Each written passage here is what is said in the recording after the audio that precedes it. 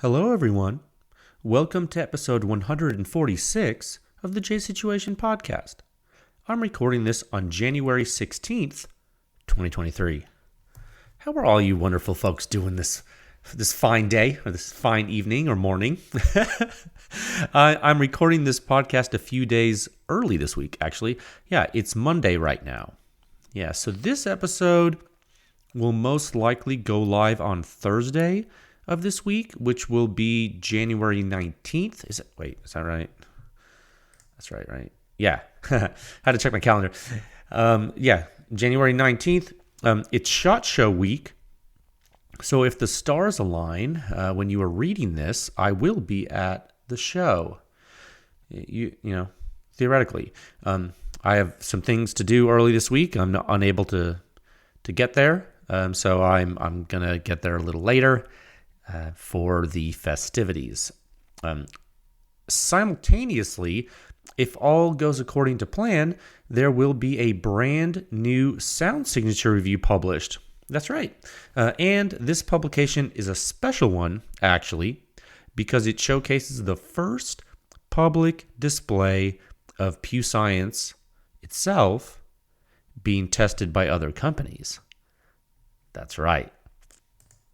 In this review, the test lab was tested by the field guys. Yeah, that's right. So what review and data set am I speaking about? Well, I'm speaking about the CGS SCI-SIX. That's right. It's a 5.56 silencer with multiple parties involved. Noveski Rifle Works, I think a lot of you know who those folks are, and SC Irregulars, who is a newer company, were two independent parties asked to do field validation for the program. That's right.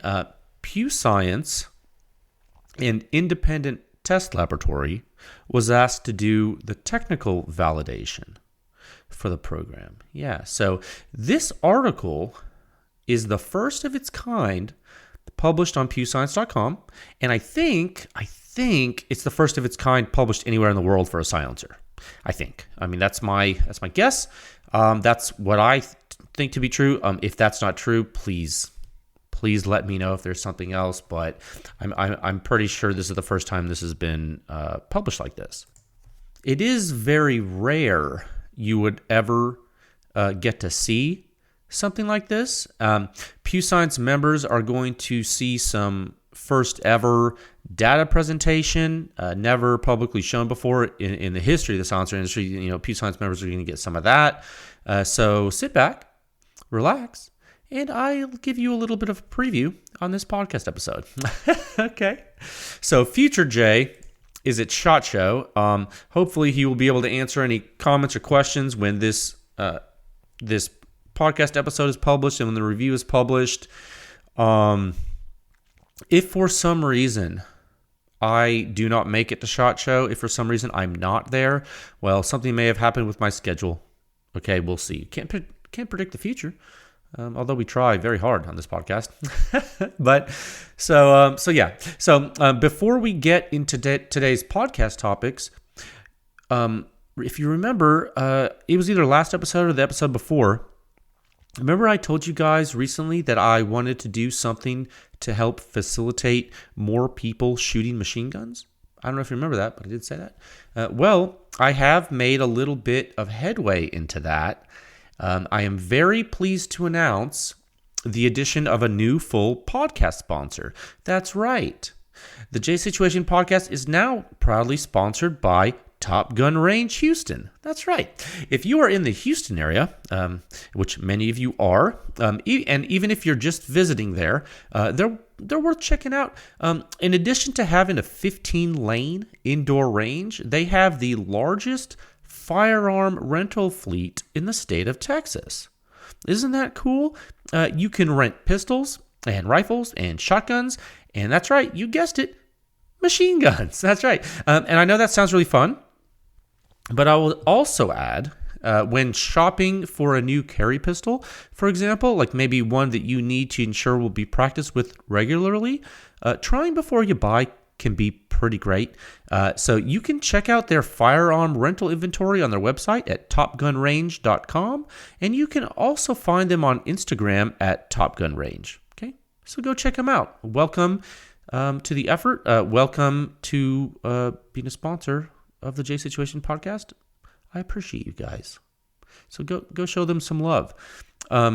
Secondly, this episode of the podcast is brought to you by High-End Armament Technology, as always. And they're a dealer of exactly that, high-end arms and accessories. They have a significant longevity in the machine gun and NFA game. You guys notice a theme. He likes machine guns. That's right, I do. And I like the people who use them. These guys have significant expertise in both the procurement and operation in night vision, thermal optics, infrared sighting systems. Robert and his crew have decades of experience and actual knowledge of the gear. So if there's a weapon system that's rare, if you need to find that hard to find thing, you probably need to check them out. If you need to get a night vision or thermal or transferable machine guns, they're a great place to call. Check them out at highendarms.com, on Instagram at highendarms, and they even have a Facebook page, which is also High End Arms. I hope they can help you folks out. If you need it, tell them Jay sent you. Isn't that great? We got Top Gun Range, we got High-End Armament Technologies, and then, of course, we got Silencer Shop. That's right. You can use their kiosk. You can do your fingerprints and photos electronically, and in turn, you cut down on errors, simplify your silencer purchasing process, you get a money-back guarantee. It's great. No transfer fees, no paperwork errors. Just you and your silencer with no drama. It truly is silencer ownership simplified. It's great. So those are the three main third-party sponsors of this podcast, and as always, we have links in the show notes. I'll put a link in the show notes to Top Gun Range. You can check them out, but don't forget about True Shotgun Club. You can use a coupon code Pew Science to get money off your membership, to get free shipping. Click the link to buy ammo, and of course, Magpul, PSTEN, to get $10 off your order at Magpul. There's a link there too. And lastly, and most importantly, this podcast is sponsored by Pew Science, pushing the silencer industry forward one test at a time. Visit pewscience.com for the suppression rating, the simplest and most accurate hearing safe rating for your suppressed small arms. It's based on true human sound perception of the entire gunshot from before combustion takes place all the way until all the combustion is gone. It's the only way to do it, and that's what we do. Because Pew Science is the home of the silencer sound standard. Often imitated, never duplicated. 7 sections, the most in-depth and accurate silencer data and analysis in the world. Check it out on pewscience.com. You can support this podcast, Pew Science, all the testing I do for you, by joining with a membership at pewscience.com. There's even a donate feature on the review page and the podcast page. Every little bit helps. And something that doesn't cost you anything is giving this podcast a great 5-star rating on iTunes or Spotify. It helps the podcast, it helps spread the word, and most importantly, it lets folks know that silencers and guns are awesome. Okay, got a pretty exciting, I think this is a pretty exciting episode for you folks today. I got 3 topics. Topic 1, Sound Signature Review SIX 101. The CGS SCI-SIX on the 5.56 Mark 18. That's right, this is an introductory discussion of the SCI-SIX program. The silencer should be publicly released this week, hopefully today, when this is published. Future J is counting on that to happen. Don't let Future J down. Topic 2, listener questions? Yeah, you bet. Let's jump in and answer some in the spirit of Shot Week. We'll do that. And then finally, topic 3, thank you all for your strong support in the new year. As more companies create new products and push the boundaries of performance, there are several paths for them to choose. Will they take the red pill or the blue pill? Will they take the high flow rate or the low flow? No. It's very exciting to see which directions are followed in silencer design, so I'm here for it. I feel like you should be too. Okay, let's move into topic 1 at a time of 9 minutes. And 32 seconds. Man, I talked a lot, but hey, very important things to tell you. Plus, you got that new sponsor. How cool is that? 1 second. Oh, man. Good water here. That's such a healthy dinner tonight, too. Started off Monday with a good, healthy dinner. I had a great workout yesterday. Oh, man. A lot of writing I've been doing. It's just been really crazy around here. There's so much going on. This SHOT Show, I tell you what, man, it is a busy time. The amount of Pew Science is, I feel like I was going to say a hot commodity. It's like, you ever just feel like a hot tamale? It's like, how am I a hot tamale? It's like, dang it, you just can't get cooled off. It's just you're running around like a chicken with your head cut off. There's so much to do. It gets a little wild, and this is one of those times. So I'm just looking forward to seeing some folks I haven't seen in such a dang long time. Haven't been a shot in a couple years now. There was the whole COVID thing, and then I don't think I went last year because I don't know. I think I was busy, and I didn't think I was going to go this year, so I still might not. I don't know. We'll see if I end up getting there. Future Jay, if he's there, he's having a great time. Topic 1, this is the Sound Signature Review 6101. Is it CGS SCI-SIX on the 556 Mark 18? Introductory discussion. Okay, and again, the sponsor should be publicly released this week. And okay, folks, it's important for you to understand this. And I know there's a lot of new folks listening, which is awesome. Welcome. I'm glad you're here. Just so you folks know, this is one of those podcasts in which I am releasing data concurrently with the episode. It's actually pretty rare that I talk about that like this. So the rule is, when that happens, I don't yet talk about the results or do a deep dive. Okay? It's important for me to let the data organically proliferate, so for people to have time to read the review and digest it, and for all of the emotion to percolate through the ecosystem. Okay? That once all that happens, I feel your minds are better prepared to receive in-depth technical discussion. Okay? That's my philosophy. Okay, and this is my theory. My theory is that it's unlikely that the brain chemicals from excitement and emotion allow you to enact proper critical thinking. Okay, I think that's true. And so I think it's better this way. So far, it has proven to be pretty good in the way it works. So that's a long way of saying, if you are here for the technical discussion of the SCI-SIX performance, wait a week. Okay, next episode, I'm going to cover that. Okay. But there's still a lot to talk about here. There are a few things you need to know about this article. And actually, you are probably not going to get this information anywhere other than from Pew Science due to the nature of the work. So I'll do my best to help the community understand what's going on here. Okay. If anything I say on today's episode is unclear, please reach out to me and I will do my best to clarify. Okay. I'm telling you, strap in, because you're in for a weird one. This has never been done before. So this is okay. So I thought about how I was going to say all this stuff, and I'm going to do my best to give clarity to one of the craziest situations I've ever seen. Okay. The SCI-SIX is a dedicated 556 silencer designed and manufactured by CGS. Okay? CGS is a Pew Science R&D client. Okay? So they are one of the companies that sometimes contracts with Pew Science for testing and analysis services for their products. Okay, that's my definition of an R&D client. Who are some other R&D clients at Pew Science? We got Otter Creek Labs. We got Liberty Precision Machine. We got Huxworks.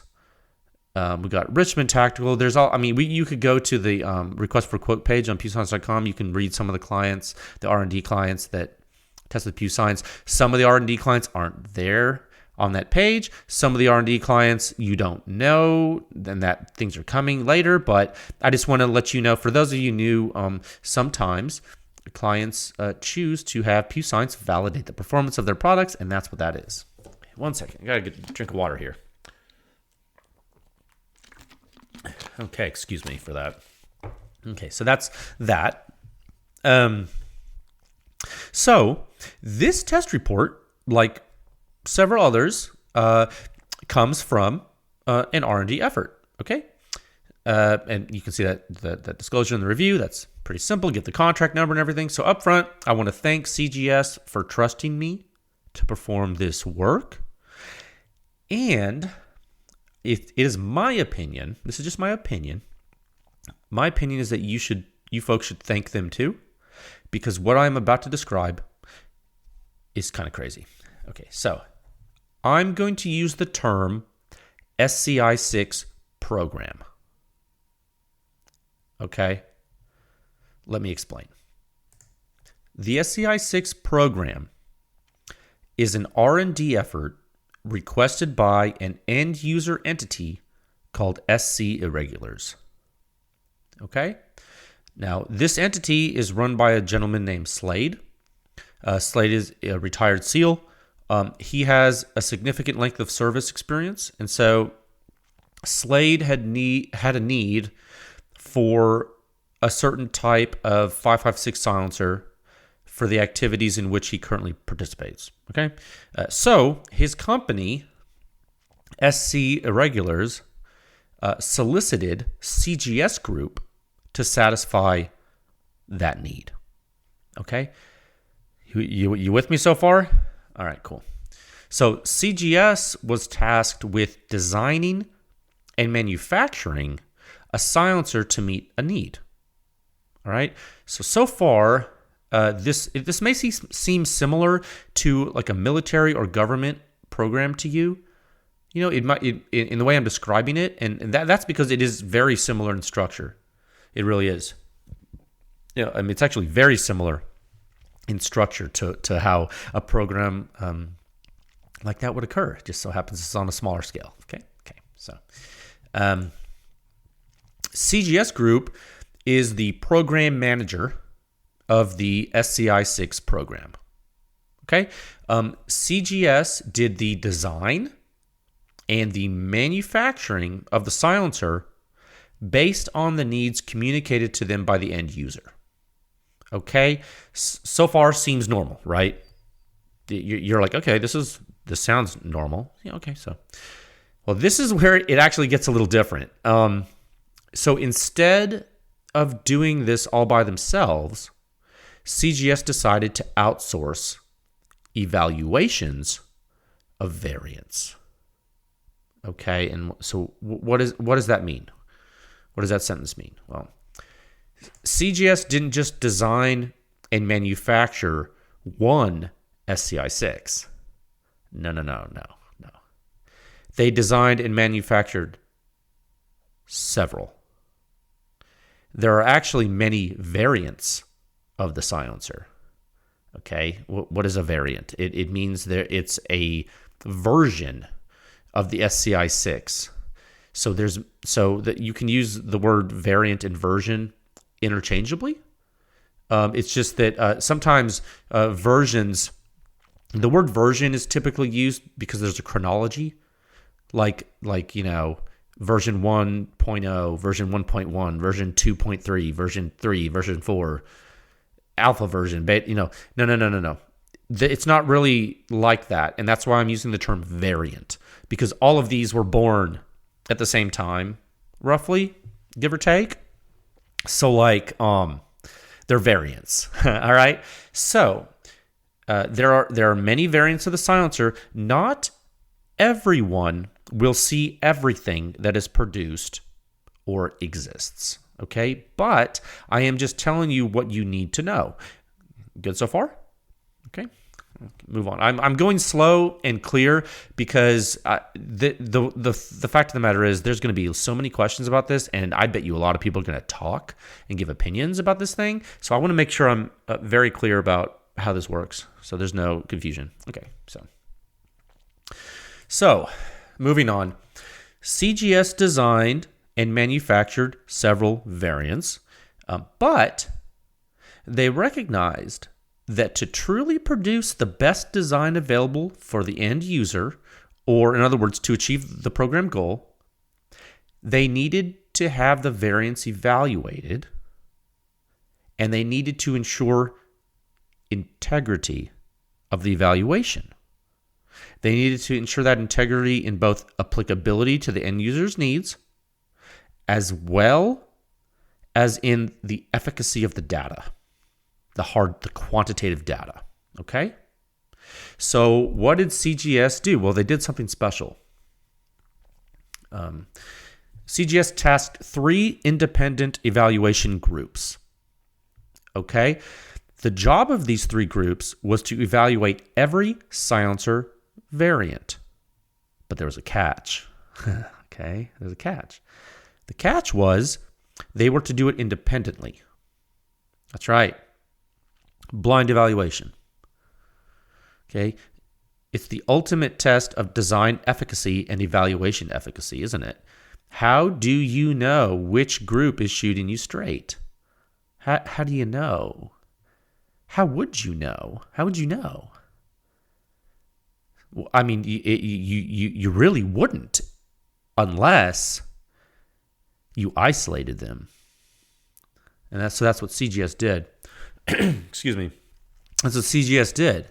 They isolated the groups. So, CGS, the program manager, formed 3 groups. After CGS designed the silent, so CGS designed and manufactured the variants. That all happened only CGS.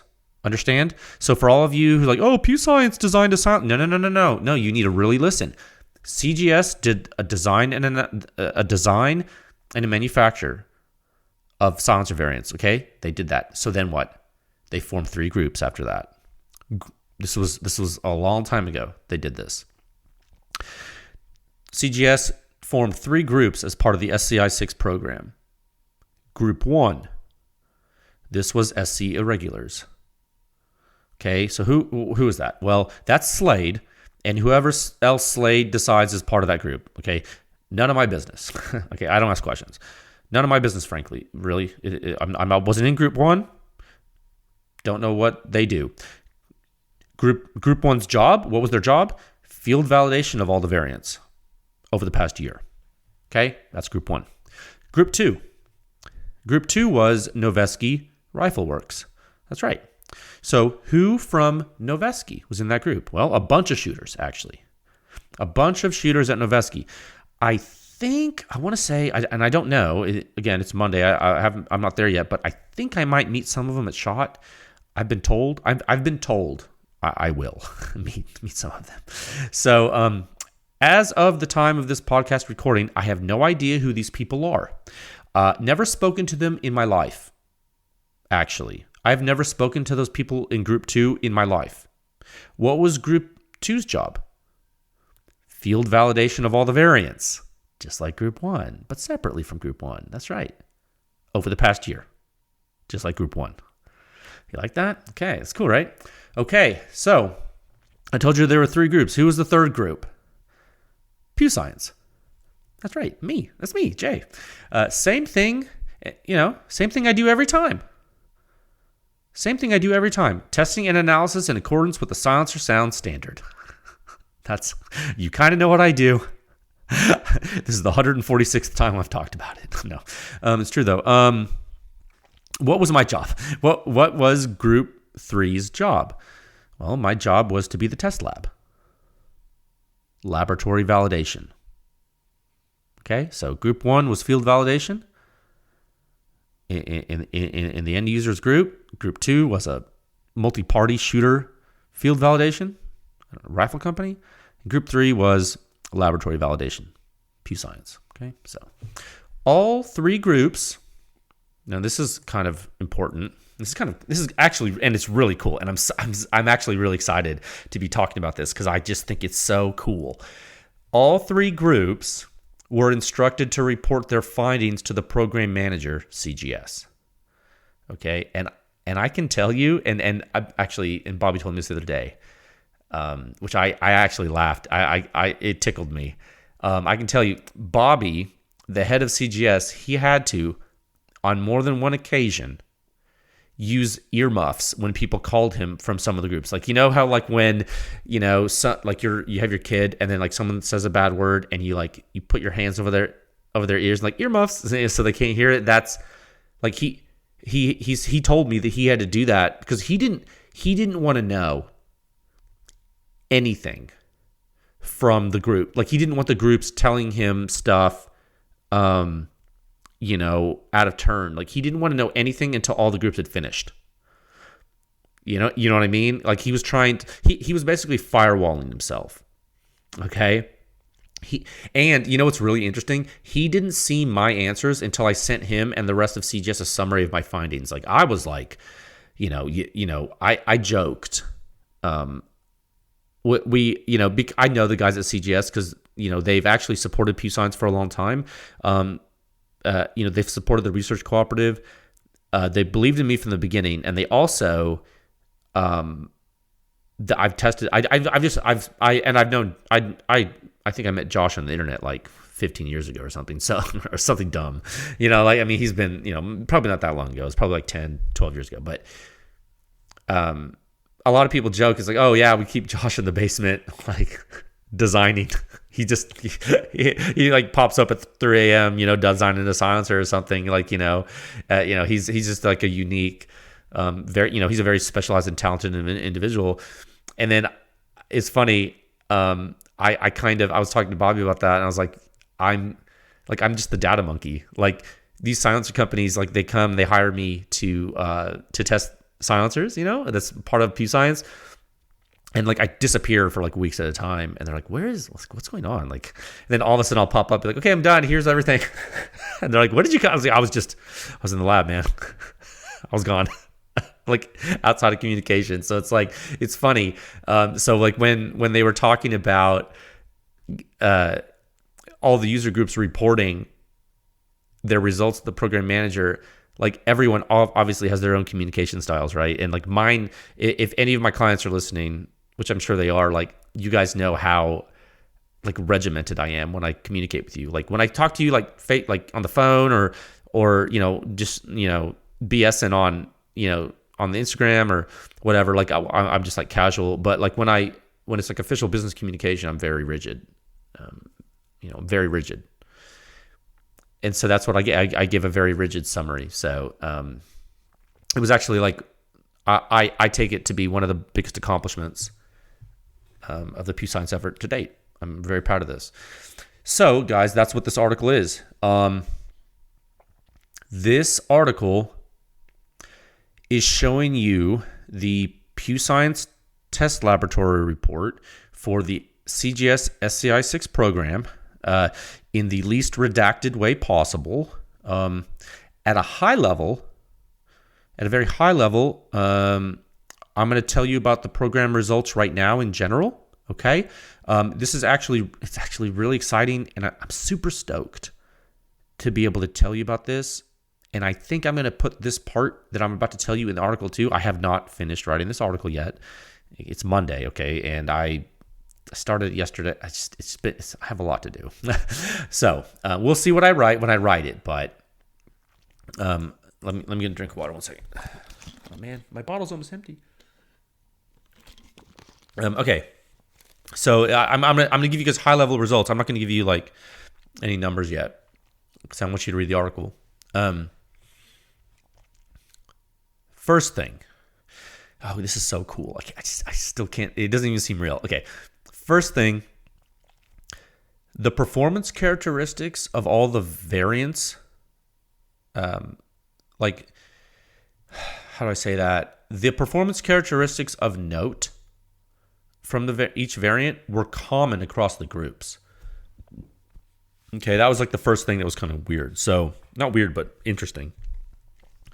So, for example, like if severe signature or restrictive flow was possessed by a variant, like if one variant had those traits, both the field validator groups and the laboratory validator testing and the analysis that I did noted the phenomena. Okay, so in other words, I guess that's a complicated way of saying the field data matched the Pew Science test data across the variants. Okay, so not just like for one of them, but for all of them. Okay, so that's really cool. So, but there's another thing. So the second thing is, and this is actually kind of a wild nuance to the whole thing, the performance gradients were common across the groups. Now, this is really interesting. So, if there were anecdotal or subjective feedback about characteristics of the variants, they were consistent with Pew Science data and analysis. You feel me? So, for example, okay, I know this is crazy, but listen. So, for example, if a field group ranked a variant to be like very close in performance to another variant, that same thing happened in the laboratory rankings. Like in the Pew Science rankings, you feel me? So just so you know, and this is, and gosh, it's so wild, but we couldn't use peak dB or peak dB millisecond by themselves. So in other words, we couldn't use peak pressure or peak impulse by themselves. We couldn't use those metrics by themselves. It didn't work. It didn't work, okay? Only the suppression rating analysis ended up agreeing with the field validation, okay? So this is a real life case study showing that. And I think I might not be talking slow for like normal people, but I think I'm like talking slow for me. I usually talk super fast. I'm just trying to really be clear. I hope people listen when I say this. I have said it for years. And this is now a public case study. It's public, guys. This is public. This is a public case study proving to you with witnesses, with multiple companies involved. Okay? Like they have the raw data. Like this is, you're going to have the raw data. Like this is real. And it proves again everything I've been telling you for the past few years. Okay? That's really cool. So that's like the second thing I thought was cool about this program. And the last thing, and this is like, I guess, kind of a cool, like, you know, maybe tied up with a bow, and something I'm actually proud of that happened because, you know, this is actually like something that usually you don't get to participate in, but once in a blue moon, a real thing like this. When the selection of the variant, like, okay, so that is when the successful variant was selected, when we got the program winner, okay, the final variant, that variant ended up being both the practical and technical design compromise for the end user. Okay, so what does that mean? So the selection of the variant, the variant that won, it was unanimous across the three groups. Okay, so what does that mean? Slade and Noveski and Pew Science all picked the same winner independently by whatever methods we used. Okay, and you guys know what method I used. Okay, I used what I show you in every review: the silencer sound standard and the suppression rating. Okay, so that's what I did. Slade shot a ton of rounds, and so did Noveski. Go figure. Like that's what they do, right?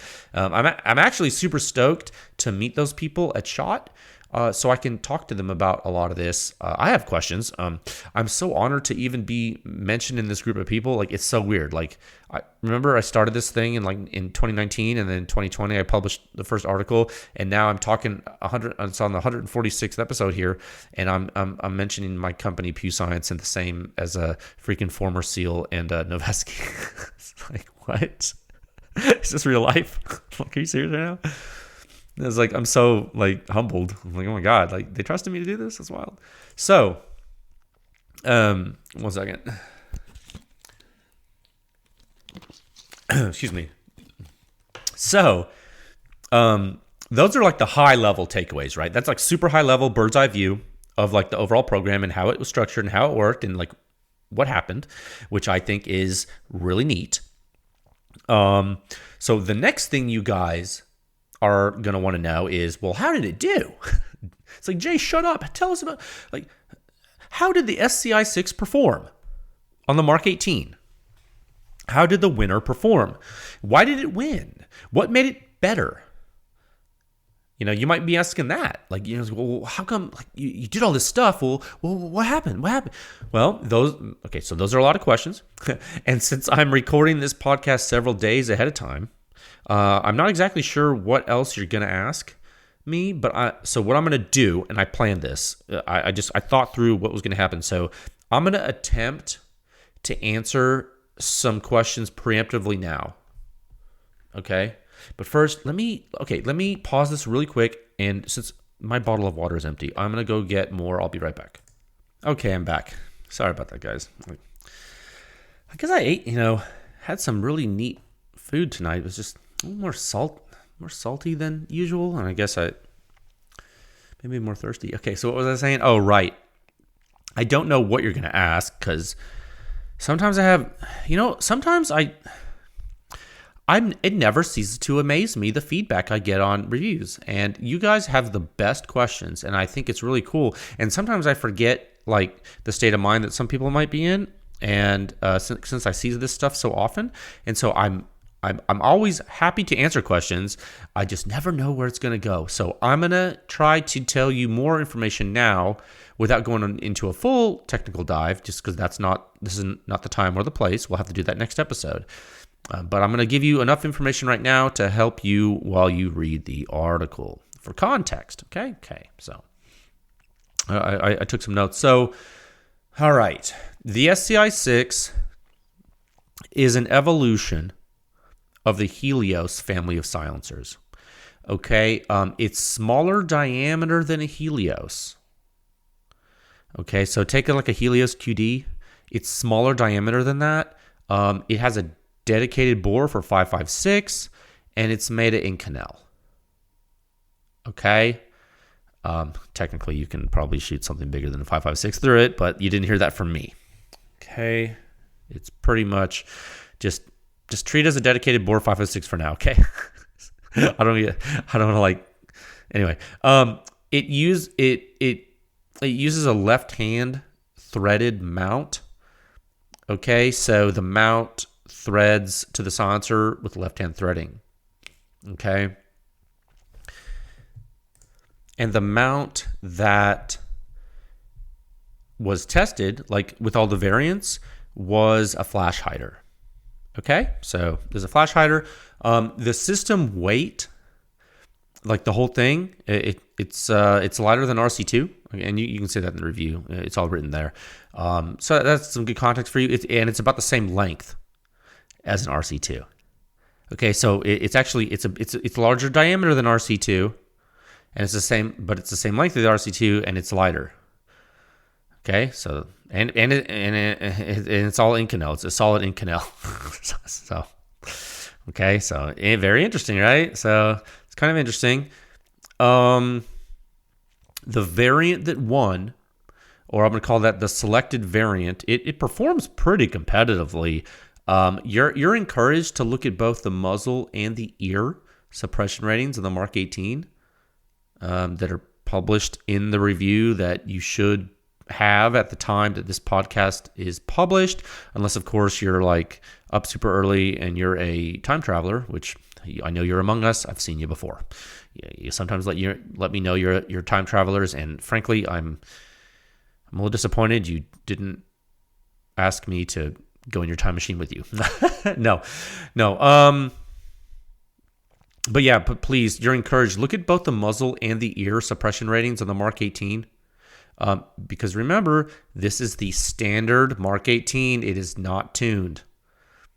So when you look at that, you're going to be like, huh, yeah, it's kind of interesting, right? Remember like last review where I was like, oh, there seems to be a wall around 20 at the ear. Now look at this review. You're like, oh, what?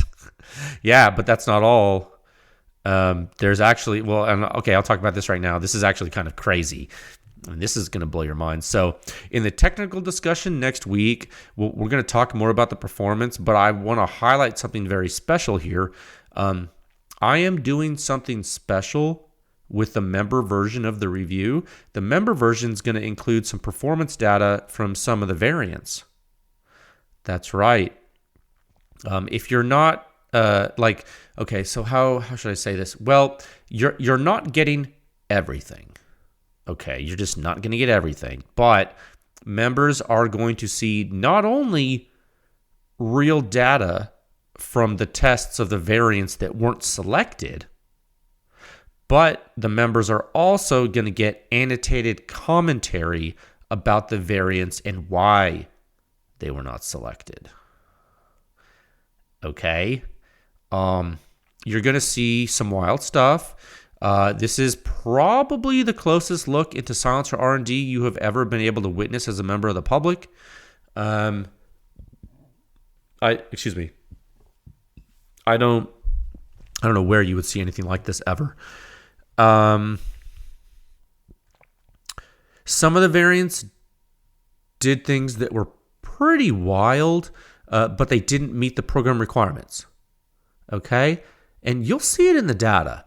All the stuff you're going to see, members, that's the stuff that Slade and Noveski experienced when they did their field evaluations. And that's really the most awesome part about all this. You guys are seeing Pew Science analysis being back validated by field studies. And not just field studies by like a random shooter or something. You have a 16-year SEAL veteran, and I'm pretty sure that's his tenure. I could be butchering that. If so, sir, I apologize. To mean no disrespect. And also like a rifle company shooting group. So that's been shooting for quite some time. And, it's not like these guys are brand new to suppress weapons or like rifles. Okay, and I'm not saying that just because they're XYZ was bang whatever, they're awesome and better than you. No, I'm not saying that. What I'm saying is if you're going to ask someone to do field validation, well, the guy who solicited the silencer manufacturer to make the silencer, that dude shoots, man. And the amount of rounds he's put down range in his life is more than any of you listening, probably. Unless you do what he does, in which case I don't have to tell you that, right? So so it's pretty cool. It's I did something, as the data monkey in a basement or whatever. I use that term figuratively, but I don't shoot in a basement. Okay, I do things right. I'm just saying, I use this as an analogy of I'm off, doing what people, Pew Science data doesn't match up to the real world. And I'm like, okay, cool. Okay, that's fine if you want to say that, except it does. And the SCI-SIX program proves it.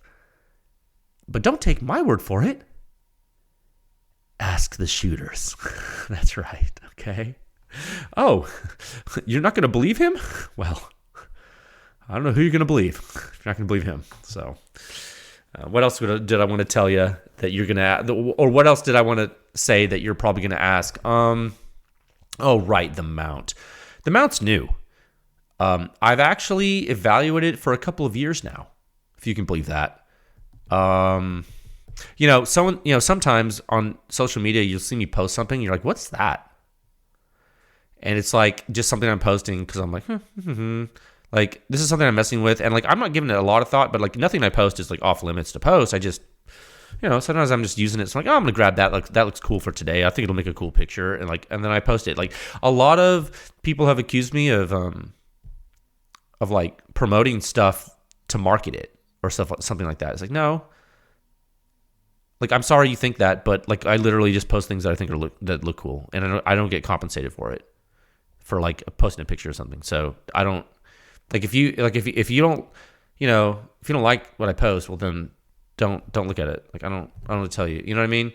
Because I'm gonna tell you, you've probably seen it because I've had them for a couple of years, and it's the first time that the public's gonna be able to get one. I think It's pretty cool. It's like I actually like the mount. It's small, it's light, it's left-hand threaded to the silencer, like I said. It has relatively coarse threads behind the taper. They're not as coarse as like an OSS threads. Like they're not like huge Acme threads or anything, but they're not like fine like cherry bomb threads. Okay, they're like somewhere in between, right? And they're left-hand threaded. They're behind a taper. You can the one thing I do want to say, and I think I have one around me now. Let me unscrew it from this. It's actually in a silencer variant. What variant is this? Oh yeah, it's in a variant that didn't win. I was just messing with this earlier. Before this talk, just in case. Yeah, so I'm holding this flash hider in my hand. It happens to be like a 3-prong. It's interesting that you can, and you don't see it. You can't really. I guess you might not catch this at first glance, but you can tighten it with a wrench to your barrel, like right after the tines. There's like some wrench flats, and then also there are some small wrench flats behind the threads. So like near the literally on the shoulder of the mount, or I'm sorry, the flange that bears upon the barrel shoulder, which is interesting because it's just some little features. Like in case you somehow got it stuck in the silencer, you could take it out. You know what I mean? But since it's left-hand threaded to the silencer, you could just use the barrel to get it off anyway, right? Anyway, I don't know, but this is just Josh is a pretty cool guy. He has this attention to detail. He just thinks of a lot of different stuff, and so I saw that like whenever whenever they shipped me these like a while back, like I've been shooting these for a long time. I was like, oh, that's cool.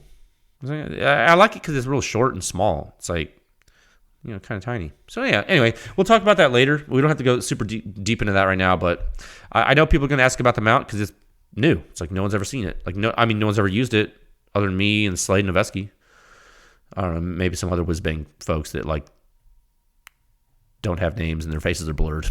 But anyway, so I think that's all I'm going to say for today. Since the data is released with this podcast, you'll have plenty to chew on until we next speak. Yeah. I will say, I'll give you some final thoughts. Like for now, preliminarily, if I had to describe the SCI-SIX silencer in one word, it would be balanced, I think. I think when you look at the data, you'll see why I think that. For what it is. Okay? Remember, this is a untuned Mark 18. And this is a dedicated 5.56 silencer. I think a lot of people are going to be surprised at what's possible. This data and analysis is real. It's very real, actually. And I'm one of 3 validation groups who picked this variant as the winner. I hope in the coming days to speak with you more, maybe on social media. I hope to speak with the other 2 groups, the other 2 validation groups, and perhaps I will have some awesome stuff to speak with you folks about next episode, because like I'll get to like really pick the brains of these guys. So because all I have is like the information relayed to me through people. Everything's been very like isolated, so I can't wait to like have a debrief. Anyway, so stay tuned for that. I think that's cool. Yeah, I'm excited. So yeah, in the meantime, check out the data and let me know what you think of the article. I tried, I've written a lot of it, but not all of it yet. I'm trying to give you guys something special this time. I think folks that are cloners and like into skunk works, like research programs for like military, are going to be super into this. Like this is right up your alley because this is like exactly what you would see behind the scenes of a government program. Okay, I think you like that. So I think that Pew Science members are going to nerd out big time because you guys are going to get some extra stuff like I talked about the variants. Okay, so I hope you all enjoy. Big, huge thanks to CGS for trusting me, for trusting the Pew Science Laboratory to perform this evaluation and analysis. And thanks to Slade for being okay with me playing these reindeer games. All right. Thanks, man. All right. We're going to move into topic 2 at a time of 50 minutes and 15 seconds. Okay. Let me get a drink of water. 1 minute here. 1 second. Oh, my goodness. I'm actually really excited. 2023, January, and I finally get to show this off. If I show that off, what I just talked about in the previous topic. Man, what a big deal. What a really, really big deal. I feel so lucky and honored. I'm just super, super elated about that. So in this topic 2, listener questions. Yeah, you bet. We're going to talk about that. I felt like, we should jump in and answer some. And, in the spirit of SHOT week, I figure, it's during SHOT. You might want some questions answered. I figure we'll dig into our listener questions spreadsheet and answer a few for you right now. And for those of you new to the podcast, this is a recurring segment. If you would like to find other podcast episodes in which I read and answer listener questions, please click the listener question metadata tag on this episode's post at pewscience.com/podcast, and it will pull up all the episodes with listener questions. Okay, so let's jump in. Let me open my spreadsheet here. Boop, boop, boop, boop, boop, boop, boop. I need some sound effect. No, I don't. That'd be weird. It's funny. Sometimes I find podcasts to listen to because, I'm a podcast guy. I like listening to them. Sometimes I find a really neat podcast and it's just chock full of all this music and stuff. And sometimes the music is kind of meh. And I'm like, man, it's or you ever, here's a better example of that. You ever listen to old radio shows and they had those soundboards where they would kind of a car horn, honk, honk. It's a joke. I don't know. It's annoying. So I try not to do that. All right. Sorry. Listener questions. Let's see. We're in solicitation 5. All right. I don't know if for those of you new to the podcast, we've done this a lot. We left off on question number 310, question 19 of the fifth solicitation. And in that question, later gentleman asked about tape on the end of a silencer, keeping out debris while hunting. Maybe you're hiking around the woods, you put tape on over the silencer muzzle, over the end cap there, over the hole. So if it's raining or it's really dusty, you don't get debris into your silencer. So we talked about that and that it's probably, hey, as long as the tape's not heavy, it's probably good because you don't want to affect your accuracy, like a wipe, yada, yada. If you would like to hear me answer that question in more detail, please proceed to the previous episode in which we answer listener questions, again, referencing the metadata tag at pewscience.com/podcast. Okay, so question 311, sub-question 20 of the fifth solicitation. When choosing a .22 long rifle can, do ones that are around $400 offer a meaningful performance gain over ones that are about $250? That's a really excellent question, sir or ma'am. No, it's a sir. I transcribed these recently. No, that's actually what a great question. You're like, what's the bang for my buck, or what's the quiet for my buck? So obviously I can't recommend silencers, but I think that there are high performing .22 silencers in multiple cost brackets. The thing to remember with .22 silencers, besides performance, is mount quality, accuracy, weight, ease of cleaning, and materials to facilitate ease of cleaning. Okay, these are some big ones. I mean, that's not the only thing you need to worry about. That's not an exhaustive list, but it's some important ones, because sometimes really good .22 silencers are more expensive, not only because of their performance and the R&D that went into getting that performance, but the little extra touches that added incremental cost. I think. Like your 22 silencer might be one of your most used silencers. So a lot of folks like to have certain features or a very light silencer, and there's always the story of the very old AAC Prodigy, right? And I'm not knocking it. It's an important learning experience and case study. That monocore silencer from AAC, it was a long time ago. It was designed, but it wasn't tested enough, and the precision really suffered. And you don't want that to happen, okay? Now that's relatively uncommon nowadays. Due to lessons learned, we've learned a lot over the years, but there are a lot of performance attributes of silencers that are just not about suppression. And because it's so easy to make a quiet 22 silencer, especially with subsonic 22, it might be worth considering for you to think about other things you would like in the design and not to settle, because there's a lot of features that you might want to see or Okay, so I hope that helps. 22 silencers are a funny one.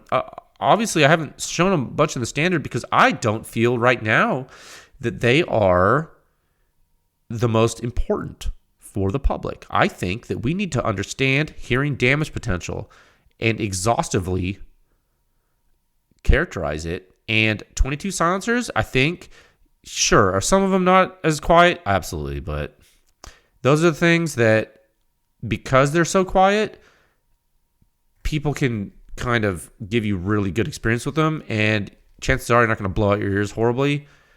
But the reason I published like the Oculus was because it had two configurations, and I did two hosts to show you the wide range of loudness. Because if you think that that little Beretta 21A is quiet, you got another thing coming, dude. It's quiet, but it's not. It's not as quiet as you think, and the suppression rating at the ear shows you, doesn't it?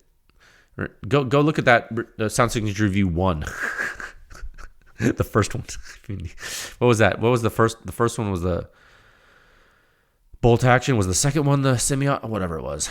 Figure it out. Okay, I hope that helps, sir. Question 312, sub-question 21. Could the testing you perform be done for high-end car audio? That's it, man. You're not the first person to ask me that, sir.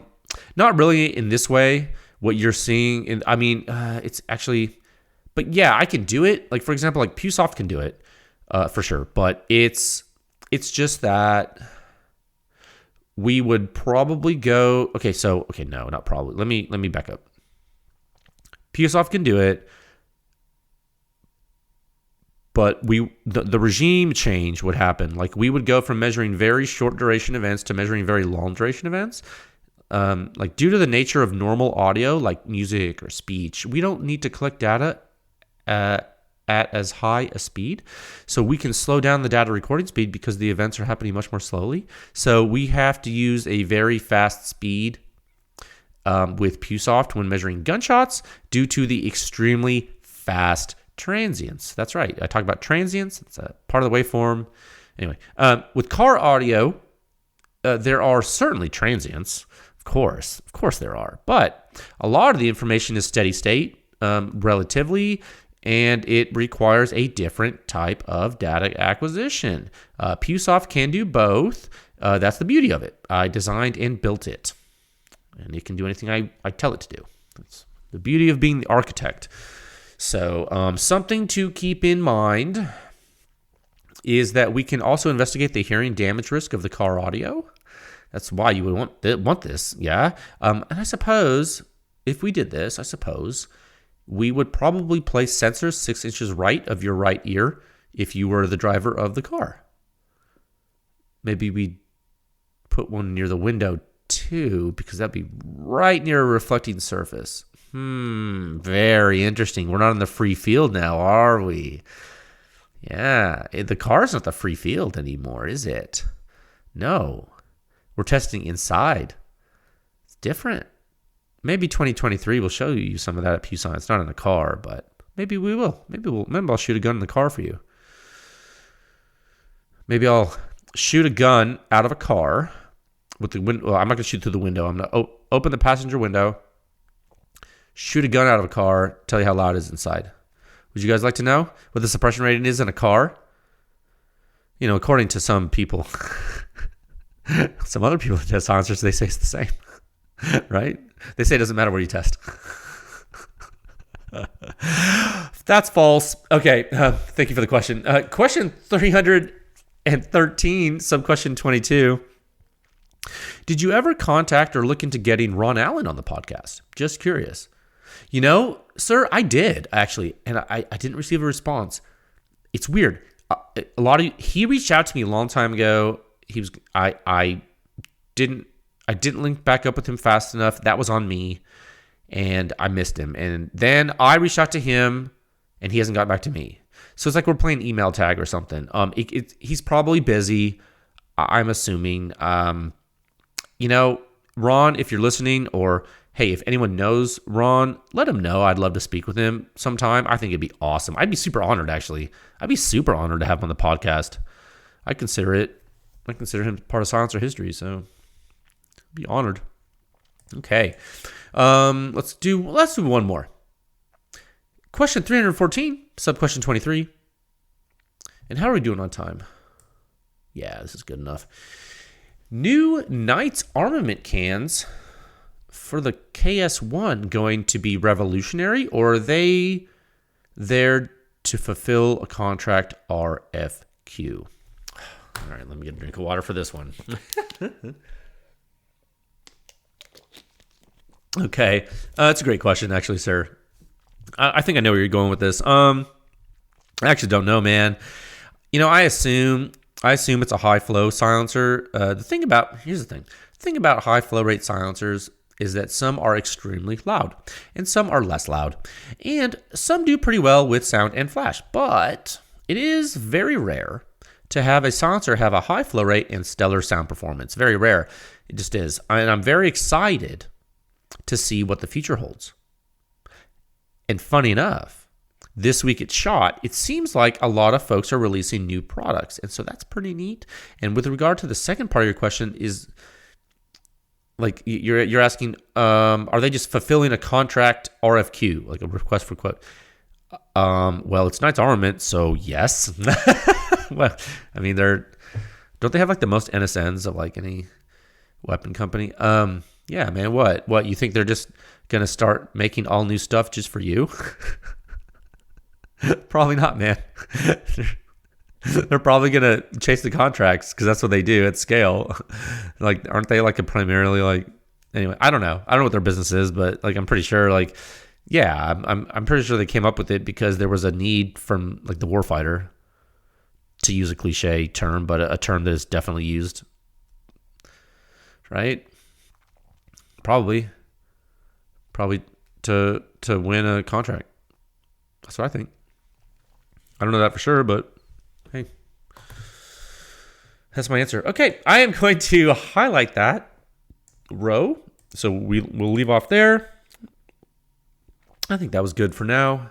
Fit in with the time very well, and I hope you guys enjoyed that as much as I did. And we'll pick up next time with question 315. Okay, I'm going to close that. Boom. Okay, now we can move into topic 3 at a time of 1 hour, 3 minutes, and 34 seconds. Okay, yeah. I know I only spent like 10 minutes on that, but it's going to be an interesting week. Topic 3, thank you all for your strong support in the new year. And I do want to say, as more companies create new products and they do end up pushing the boundaries of performance, there are several paths that they might choose. And it is very exciting to me to see which directions are followed in silencer design and how it is evolving as we see it. We're witnessing this. Okay, I wanted to talk about this. So first off, thanks for joining Pew Science. Thanks for listening to the podcast. You guys are awesome. This week, it's been funny, and I did want to say this because I think it bears mention. This week has been, and it's only Monday, it's been pretty enlightening to me because I have received so many kind words from all of you about how Pew Science has pushed the industry to do certain things. right? Now, I don't know if I can take credit for everything you give me credit for, but I think, a lot of the new stuff you're seeing, like particularly the flow through stuff, is driven by military requirements and like SWAT team requirements and stuff, like folks that are putting a lot of rounds downrange, like a lot, and that gas to your face adds up.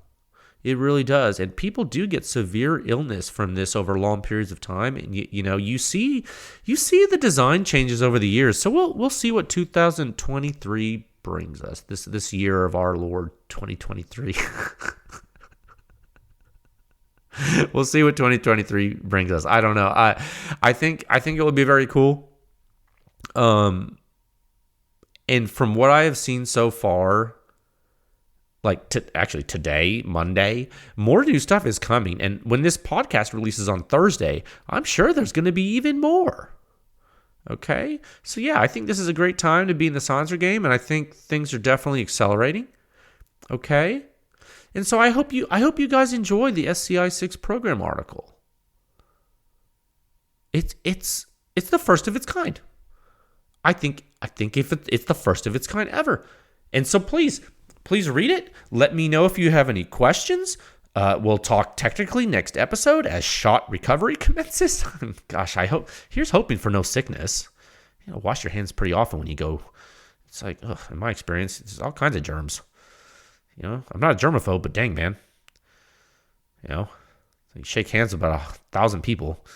So, yeah. Anyway, please stay safe out there, and I will talk with you folks again soon. Okay, bye.